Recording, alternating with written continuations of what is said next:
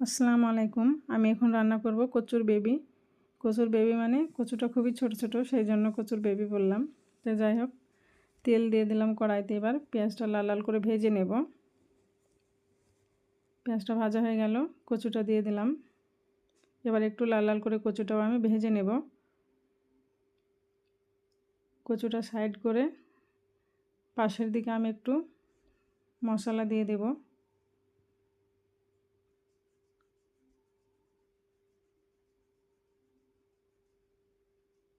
এখানে আছে লবণ, হলুদ, জিরা, আদা পেস্ট, মরিচ গুঁড়ো, ধনিয়া গুঁড়ো, কাঁচামরিচ, সবগুলো একসঙ্গে কষে নেব।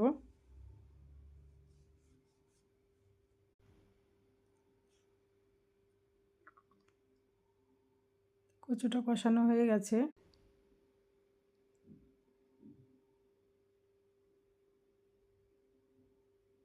কচুটায় আমি 2 কাপ মতো পানি দিয়ে ভালোভাবে কচুটাকে সিদ্ধ করে নেব।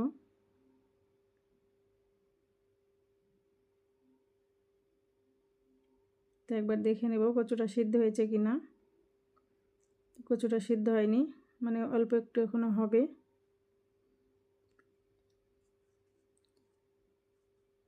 কচুটা সিদ্ধ হয়ে গেছে। এবার একটু ভাজা গুঁড়োর মশলা দিয়ে নামিয়ে নিলাম। আল্লাহ হাফিজ।